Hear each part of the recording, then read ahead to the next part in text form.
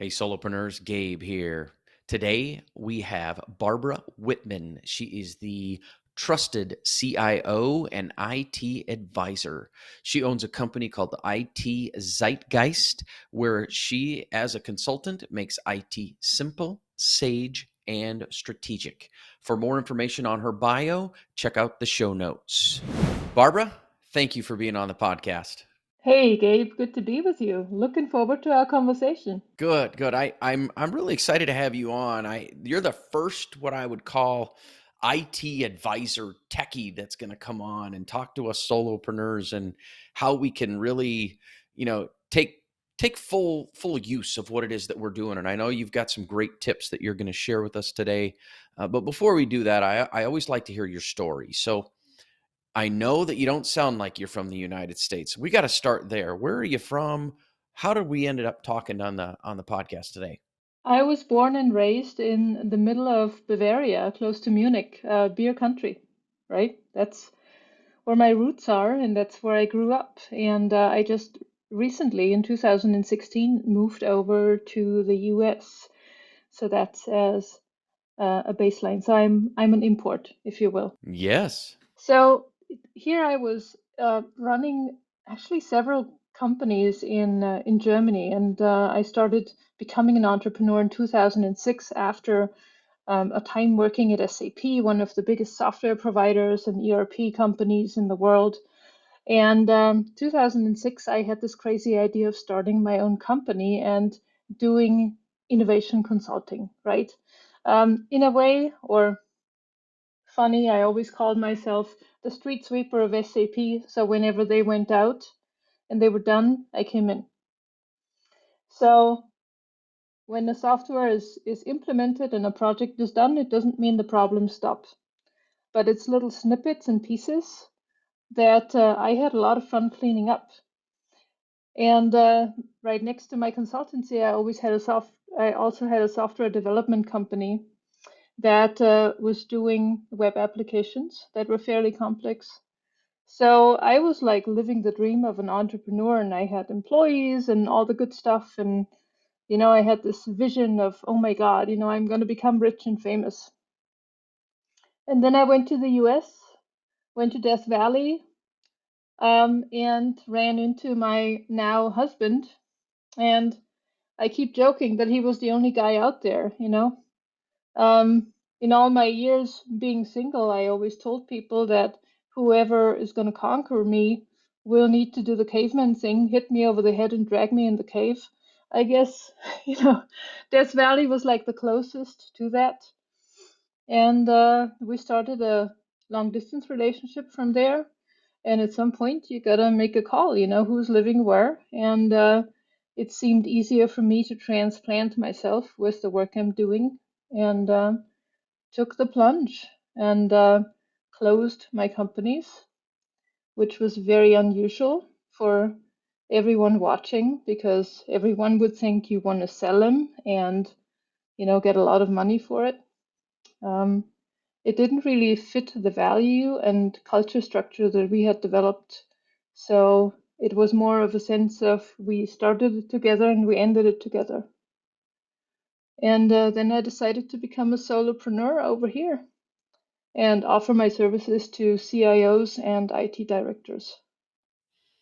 Very interesting. So, what I want to do is get a couple more pieces out of that, unpack that just a little bit. What was it that caused you to make the change of being an employee to start your own company? Was there just always this burning desire, or was it a, you know what, final straw? I mean, we all have a story that causes us to make that switch. What was yours? So SAP, back when I worked for them, they already had about 30,000 employees. So it was a large organization and it was amazing working there. I mean, I learned so much and it was fascinating being part of this organization. I was working for the innovation team of Hasse Plattner, which is the founder of the company. So we were thinking up all the next level innovations. We were measured on how many patents we were submitting. So it was fun. But the time of what I thought up to, becoming an actual product and getting out into the market took very long. And I was very dissatisfied with that. I felt that innovation needs to be much faster to the market. And that's what made me step out and start my own thing. Interesting.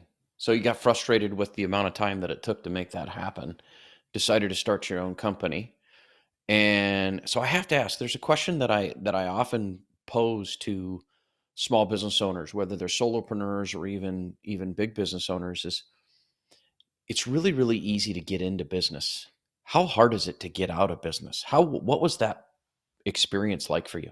It was such an interesting process because first of all, I did something that was never seen before, right? I mean, closing a business technically to people or to the common spectator means you failed. Mm-hmm. So it's not exactly a concept that is widely known. And I could have sold my company or my companies to larger competitors, but I would have had to sign up to stick around, right? That's the deals usually. And I didn't want that, and neither of my employees wanted that. And we were a very small team, more of a family-like structure. So everyone had different plans going forward in life, and so we decided to just go full steam and then close it up. And honestly, bottom line, I didn't end up at a much worse place, or, I didn't lose money. So, from what I would have gotten selling it versus having a really good year where everyone is giving their all, I ended up pretty good.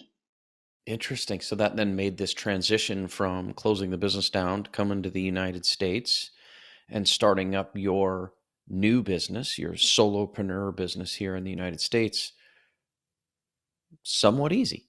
Um, the German structures and rules it always takes a little while. I mean, closing an LLC is not like I go online and do something. It's a lengthy process. So I was basically involved for about 2 more years after moving here to actually closing everything down. Um, so it was more of an overlap process to handle. So things are a little more complicated if you are a business owner and you are serious about being a business owner over there, um, which I think is good. The hurdle is a little higher, so you got to be serious about it. So what does I have to ask, what does serious mean? I mean, are there certain things that you had to put in place or certain things you had to do in Germany to be what I would call a serious business? So serious business means you have an LLC. And to start an LLC or to not just be a solopreneur, to actually be a legal entity, in Germany you have to bring 25,000 euros to the table. That's what I mean with serious. So you have to pay, basically almost like pay to play? You have to bring start capital. You can use it Mhm. again, but you have to bring in a certain amount. So you are serious and liquid, you know. Interesting. So over here, it's just a click, click, send, and yay, you got it. Maybe that's one of the reasons so many businesses do fail in the United States. The statistics of 90% of all businesses fail, by the 10th year. Maybe that's one of the reasons why so many small businesses do fail is that issue of you can just click, click, click, and you're in business. Hmm. Potentially. I mean, if you're dealing a larger amount of money, you really have to have your homework in place and you have to have your business plan. You've got to understand what you're doing. So I think it's a good thing in a way to have the hurdle that high because you really need to have your stuff in place. Yeah. And then contrast that, if you would, with starting up a business in the United States. And then what was it like starting up a solopreneur consulting type business in the United States for you? I mean, first of all, you can't underestimate the fact that you grew up in a country and you totally understand the system. And a system means as just an individual that you understand healthcare, you understand the tax structures, you understand the rules, the banking system, and such. And then on top of that comes the layer of being an entrepreneur. And over there, I was an entrepreneur for over 10 years. So I pretty much knew the in and outs very well. Um, so basically, I came over here and I was a bare beginner on all levels. I think that was the most frustrating thing for me. because I had to relearn so many things. So over in Germany, I was a well-respected business owner. I had the trust of the banks and everything. And when I landed here, they gave me a credit card with a $200 spending limit on it because I didn't have a credit history, right? I still don't understand the concept of credit history. Why is it not rewarded when you have money in the bank, right? Hmm. It's Hmm. I mean, to me, the whole system over here is non-logical. So you're being rewarded when you actually have debt. So that's one piece. Understanding the healthcare in and outs. I'm still trying to understand them. And I was really surprised how easy it is to start a business over here. It doesn't really take much. Um, and so the hurdle is not very high, which is great. But then also there's so much to learn. I think the ease of starting something doesn't mean that you really understand it. So I'm still building up knowledge, and there's so many, things to know, and just to take into account, I guess. What do you do when the business is growing at a certain revenue threshold? You want to change to an S corp and all these things.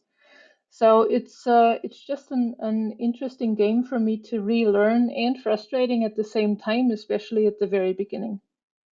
That makes sense. How the way you explain that makes a lot of sense. Interesting. So let's transition a little bit into what you're doing now. What are you doing now, and then what are some of the things that you could share with our listeners on how they could improve their IT knowledge and things that they could be doing? So what I do now is basically I've synthesized everything I have experienced as an entrepreneur, as a leadership coach, and also as an IT consultant. And I offer my services as a trusted CIO advisor. So basically, I make IT simple, sage, and strategic. What that means is I bring out the best in the leader, the best in the team. I help them to establish structures that will make him an innovation leader within the company. And I do help them with some strategic and difficult decisions. So I'm more of a background person in the most cases. I've had my time in the limelight. At this point in my life, I feel like, I want to work with a leader on eye level. I want to empower them. And then once they have understood the baseline, I'm stepping out. And that I think is the best quality for any consultant or advisor. When you make yourself obsolete, that's when you've done your job right. Interesting. And so, what are some of the wisdoms that you could share? It's terrible grammar, but what are some of the wisdoms that you could share with my listeners today? So I'd like to take this question a little bit two-layered because one is towards the solopreneur. So what are the things to do for a solopreneur? And one thing that I'm seeing over and over again is the overload on solutions. So a lot of people, and it's so easy, you sign up here, you click here, you heard of this, you sign up here, and then all of a sudden you have $1,000 clicking away each month just for hosting and the perfect solution and whatnot. Take a step back, it's not rocket science, and what do you really need? So by just cleaning up and stepping back and saying, am I really using this? You can save a lot of money. So that's my first piece of wisdom. And seriously, if you're a solopreneur, you have no money to throw away. So that's one piece. And the other piece is more towards the authentic leadership, and that's towards the solopreneur, but also to whoever is leading a team or leading a company. And for me, it's gotten a lot more pronounced stepping out of the role of being, more of a CEO, team leader to my employees to actually being a solopreneur again. Because once you have a company with employees, you talk more about culture, right? So you're kind of mixed and mingled in it as a leader. Um, but, na- but now being a solopreneur, I really had to look at what are my personal values? What is me being an authentic leader? I don't have a brand to hide behind. I don't have a team to hide behind. I'm it. So I have to be authentic and I have to show up like that. So walking my talk has become very, very important. And that also means making decisions that are uncomfortable at some points, you know? If you can't really jive with people that want your services, you gotta tell them no. Yeah, that's a huge piece that if you don't get along with who is quote unquote paying for your services, you need to move on. Right, right. So walking my talk also means that I put time over money. So I'm at a point in my life where I can be choosy with my clients, which is a beautiful thing. And I don't want to come across arrogant or anything, but I do believe that it needs to be a good match for both, right? It needs to be a dance that's elegant and where everyone gets the best out of it. So I do believe in being picky, select properly, actually align my clients with my personal values, and yeah, draw the lines very clearly. Very good. Very good. So walk your talk is the first thing.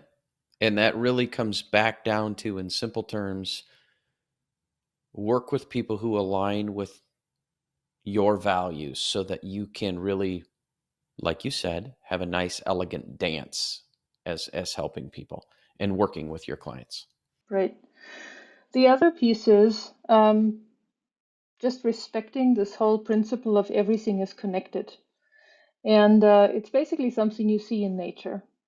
So everything is connected means I have become a lot more picky of who I surround myself with as supporters, as partners, um, to build an ecosystem that's mindful, right? I want to work with partners and with people in my immediate surrounding that I can trust, that I can support and they support me. So it is, again, the elegant dance of things. Um, and instead of having a network of employees, rather have an ecosystem of good partners that you can scale with. Very interesting. You're making me think of the earlier podcast series that I did earlier this year, which was building your band and having your partners to be able to have your band make great music by outsourcing. And I use outsourcing, and so I'm putting this back on myself, as everybody that I use that supports my team are all outsourced. And that's really what you're talking about, is everything is connected, and then having that connection so that you guys all trust each other and can support each other, but also lift everyone up at the same time. Is that where what you're thinking? Yes, that's exactly it. But it only works if money is not the primary motivator, right? If everyone is in it to squeeze the most out of it, it's not going to work. So you got to have a bigger vision, a bigger picture. And clearly for me and for my partners, it is to have an impact on IT as a whole, because IT is something we cannot step away from anymore. It will influence us going forward more and more. So we want to be sure we influence it so it's ethically correct. It's leaders that actually know what they are doing, because essentially we are programming our life, right? So I want to have a little bit of wisdom in there. I like that. Very good. And then how about maybe your third point? Your We got to walk your talk. Everything is connected. And then what else? The third one would be create synergy. And creating synergy to me is you got to go out and learn from what's around you. So, we have the saying in Germany, when you pull on grass, it doesn't grow any faster. That's kind of it. Unfortunately, entrepreneurship and being a solopreneur for me also comes with patience. And the best teacher for me in that matter is nature. So when I really want to get inspired, when I want to get back in a mindful space, I go on a walk, I go ride my bike. And in my mind, we as entrepreneurs can learn the most from just observing nature. We have the seasons, right? There's a season to sow, to grow, to harvest, and then there's a break somewhere in between, right? We always forget about the break. Um, so it is our best teacher for sustainable growth. Very interesting. I have to tell you, I was not expecting this for our conversation about how solopreneurs can I guess what I would say wrap their arms around their IT and go from there. I love your approach. Your approach is more, and I'll boil it down to the simple. Figure out who you are, figure out who you want to have around you, and then continue to make those steps forward with your IT, but your whole ecosystem around you. Yes, yes. So essentially, IT problems are people problems. That's often overlooked. That makes sense. It's a cause and effect. Yeah, that makes total sense. Very interesting. Anything else you'd like to share regarding uh, your three tips, your wisdoms, any other experience you've had in the past?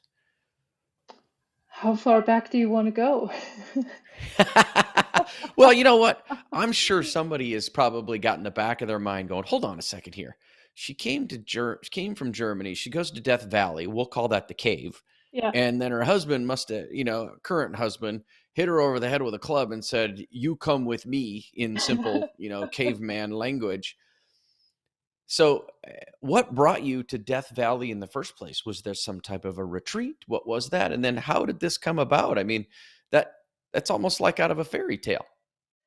That's an interesting question, you know? And not too many people get to that point because I'm kind of always waiting for the questions that go deeper. That's when you show interest. So, here it comes. Um, I was on a retreat and I was attending something that's called a Vision Quest. And the Vision Quest is basically a rites of passage, where you go out and you spend time alone in nature and you contemplate over big life questions. And Death Valley is pretty much the barest place you can pick. There's not much that you can look at in terms of distraction. So you're totally thrown back on what's going on in your head. And boy, is it amazing. I mean, here you're like sitting alone in the desert. There's a lot of stuff going on in your head, you know. First and foremost, why the hell did I sign up for this, right? Yeah. um, but it's more of a cleansing thing, you know. If you really want to empty your mind and you want new things to come in, um, that's the thing to do. That's the thing to do as a leader to grow and expand. And as a leader, I've always picked very non-conform things to get tips for my personal growth, but also for my company growth. I am a strong believer that what is written in current management books does not essentially apply for a small business or a solopreneur. We all have to find our own pace and our own ways. There is no toolbox, so to speak, in which is perfect because everyone's circumstances are different. And that might be another piece that I learned is super important. Um, I have to design my business around my life goals and my personal goals. That might involve money, but it might also involve a lot of time that's needed. And so you're out in the desert.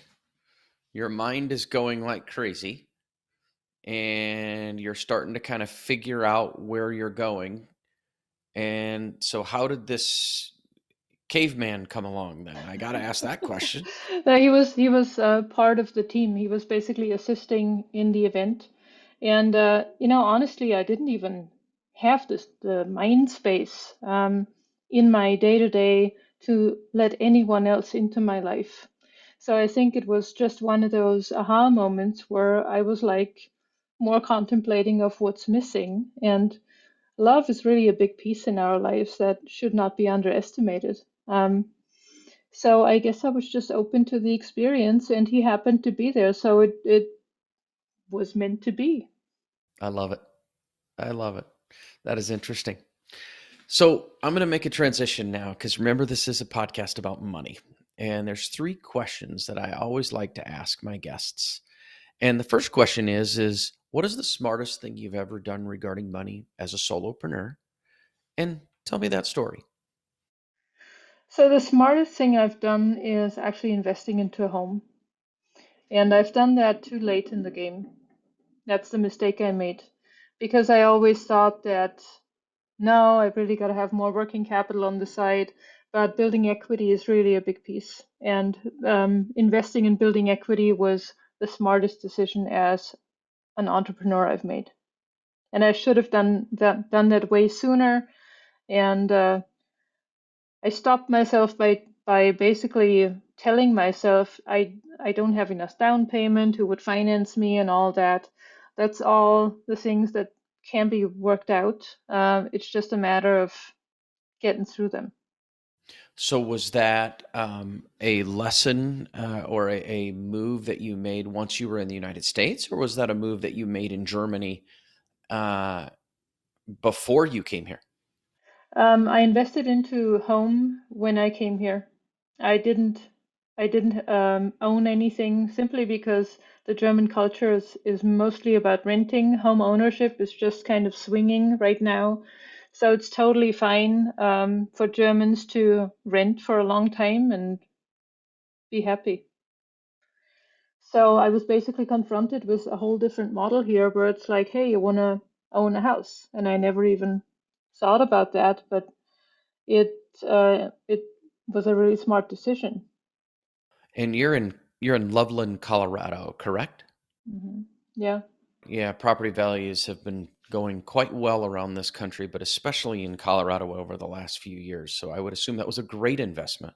it was the best investment. I mean, you could not put your money into any fund that offers you the same without like huge risks, right? Yeah. But yeah, it's been really good, and I'm glad I purchased right when I got here, and yeah, in terms of equity and just adding value, it was great. Good for you. Good for you. And your mistake was it your mistake was waiting, or was another story your biggest money mistake that you've ever made? Oh, my biggest money mistake as an entrepreneur is that I trusted marketing agencies too much. Interesting. I spent so much money on the websites, on PR, on social media.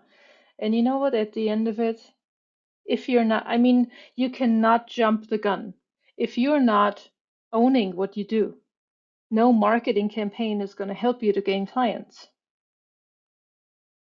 So it's more of an intrinsic thing that needs to happen. And you got to really embody your brand and embody the messaging before marketing actually hits it. And then, depending on what your goals are in terms of growth or impact, it might be very, very small marketing money you actually have to invest to get the same output. Now, was that a lesson you learned in Germany, or was that a lesson you learned in the United States? Both countries, no difference, you know? And but that's also kind of detaching yourself from the common streamline ideas. And over here, I got sucked into it because I didn't know the market very well. So it's like, oh, right, these people that are successful are saying that I got to do this and this and that. Beautiful, right? Let's do that. But I really think if you want to be authentic in how you market yourself, you got to pick the tools that really fit you well. And it might not be tools that are super expensive. And that was a thought that's been going through my mind a little bit. So I'm going to open up that just a little bit is how did you build your business you in the United States when you got here? I mean, did you go back to, like you said, you tried some marketing things that either may or may not have worked or may have paid off over time, but how did you how'd you get going? So I was really lucky that one of my clients I was dealing with in Germany. at the same time I moved over here, opened a US subsidiary. So that was basically my starting point. So I got to help him to build things from scratch, which was very exciting. And that that kind of became my shtick, you know. I'm on the board for the German American Chamber. So basically, most of my clients are subsidiaries over here from German companies, but not exclusively, you know. On the other hand, I'm also dealing with mostly sporting goods companies and retailers because that's where my expertise comes in from Europe. And some people really appreciate just a different mindset or a different view. Interesting. Good for you. That's fantastic. What I noticed is in the US, everything is geared towards the high pressure sales and, you know, the marketing messages that are just flooded everywhere. It's not really my style. I want to build relationships, and I take into account that it takes longer than to acquire a client. But in what I'm doing, I'm in it for the long game. I want to build a lasting relationship. I want to be the trusted advisor for a longer time. The engagement that we're starting with might be a little more intense in the beginning, and then it's more of a punctual, you know, hey, I have a problem kind of thing. But yeah, I'm not the quick in and out type of person. So I think I got too pulled into having to do it the American way and kind of dropping what I really stand for and what made me successful in Germany, which was a really good network I built. So now that you are of mind and know exactly where you're going and what you're doing and choosing the right clients and surrounding yourself with the right people, that brings me to the final money question that I always like to ask is, what does mastering your finances mean to you? Mastering my finances means to me that I have a certain amount of freedom to, in my case, it would be to visit my family in Europe, right? Um, and also to live life comfortably. And that means I don't need to have all the bells and whistles and whatnot. It also means a good balance between time and the money I can spend. And as I'm growing older, this is becoming more and more important to me. And in my peak times as being super successful, I mean, you don't know what to do with your money anymore. It's like, okay, what other toys can I buy? But then it doesn't really stand for happiness, right? So it always comes with a price. So these days, I really want to find the balance of tending to myself because only if I am in a good space, I can bring all of me to my clients and at the same time live comfortably, meaning I can do the things that are important to me. Very good. Very good. So, how can my listeners find you? What's the best way if someone's listening? Like, I'd really like to, visit with Barbara, reach out for her services, connect. How can people find you? So the best way to connect with me would be through my website, www.itzeitgeist.com. You can book an intro call with me there, or I also have a workbook that you will find in the show notes. And the workbook will basically help you to dip into the three pieces of wisdom I was sharing: the walking your talk, the everything is connected, and creating synergy. And so if you're curious about that, you want to find out more, download the workbook and let's have a conversation. All righty. Thank you very much for being on the Solopreneur Money podcast, Barbara. Thank you. It's been fun. Well, Solopreneurs, I hope you enjoyed that conversation as much as I did. My 3 takeaways for you before you go: walk your talk, everything is connected, and create synergies around you to really make this whole IT thing and your business and your life really come together. Thanks for listening. As always, have a fantastic day, and please share this episode with a friend.